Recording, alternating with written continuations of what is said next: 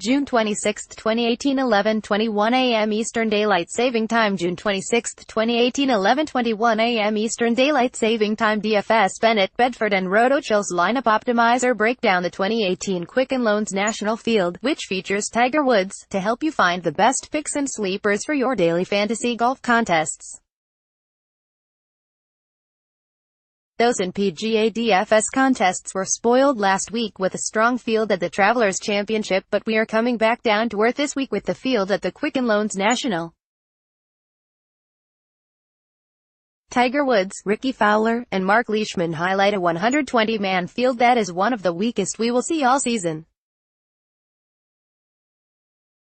Despite the lack of high-upside daily fantasy golf picks, Quicken Loans Nationals is a pretty fun event to follow, mostly due to the great layout of TPC Potomac. The tour returned to TPC Potomac last season for the QLN, and we were treated to one of the most difficult tracks of the entire season.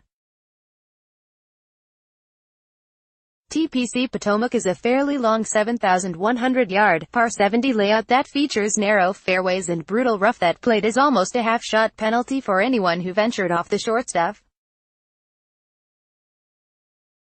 Players commented last season that TPC Potomac could easily host a major championship, so don't expect to see a ton of scoring this year unless the PGA Tour decides to trim the rough down for the 2018 edition.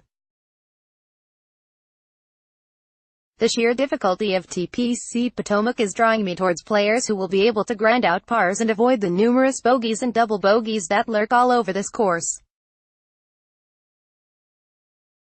This is a ball strikers type layout, so look for guys who are able to hit fairways and greens, and pray that they don't just completely implode on the greens, which are relatively easy compared to the rest of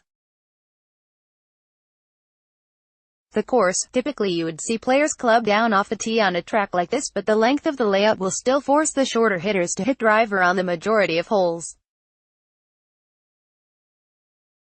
However, longer hitters such as Tiger Woods, J.B. Holmes and Jamie Lovemark should be able to go less than driver off the tee and hit more fairways than they typically would with the big stick. The two par 5s here are very difficult, and the majority of the scoring will be done on the par 4s and even the 4 par 3s. More DFS, lineup builder, strategy. There's plenty of strategy that goes into putting together a winning DFS lineup, and the best place to start is Rotochill's DFS tools. Our Rotoch PGA Lineup Optimizer offers a massive advantage when you're building lineups, regardless of contest size or site. I'm always there to help, too, so check me out on Twitter, @DefSpench, for even more NFL, NBA, MLB and PGA daily fantasy content. Key stats: ball striking, driving accuracy, bogey avoidance, par 4 scoring. Quicken Loans National Picks, daily fantasy golf, top tier targets. Mark Leishman. The top end this week is a complete crapshoot, and with that in mind, looking toward a low-owned pivot in this range makes a lot of sense. With popular players such as Ricky Fowler, Tiger Woods and Francesco Molinari also in this range, it's easy to expect Leishman to fall through the ownership cracks. Leishman isn't in great form, but he has said before that TPC Potomac is an ideal layout for his game, a statement that he backed up with a T5 here last season. Francesco Molinari. While Leishman is an ideal GPP pivot in the top end, Molinari is the stone-cold lock for cash games. Molinari is skipping the huge European Tour event this week in an attempt to rack up some FedEx Cup points. This makes me think that he believes that TPC Potomac features an ideal layout for him to contend, and it's fairly easy to see that the layout will suit Molinari well.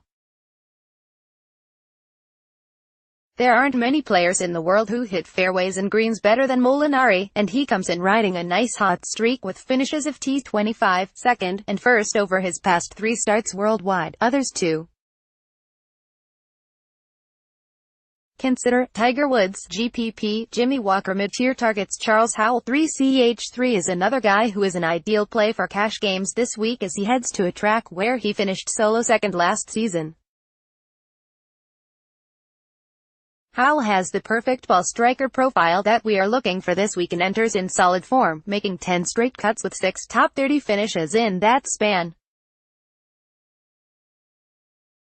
He is likely to be one of the highest-owned players in the field, so a fade or underweight position in GPPs isn't a terrible idea. Jamie Lovemark has been extremely solid over the last few months and is one of my favorite plays in the $8,000 range. Lovemark is long enough to hit less than driver off the tee and leads the field in par 4 scoring this season. He has made 10 of his past 11 cuts and has had some decent success on par 70 and less than driver layouts this season. Others to consider: Gary Woodland, Anirban Lahiri, Brian Game-or DFS, lineup builder, strategy value target Siwoo Kim. I'm going to target Siwoo whenever he gets to a Pete Dye course or a similar layout that requires players to hit fairways and greens. His ball striking came around in a big way last week, and he is a good bet to pop up high on the leaderboard if he can roll over the type of ball striking that we saw from him last week.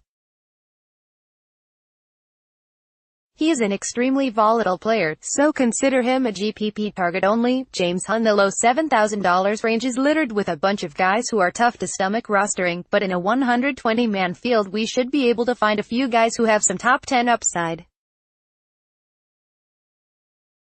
One of the guys who I'm looking at in this range is Hunt, who has a solid track record at courses with difficult-to-hit fairways. Hunt has been in poor form for most of the summer but showed some signs of life last week at the Travelers Championship, posting a T36 finish.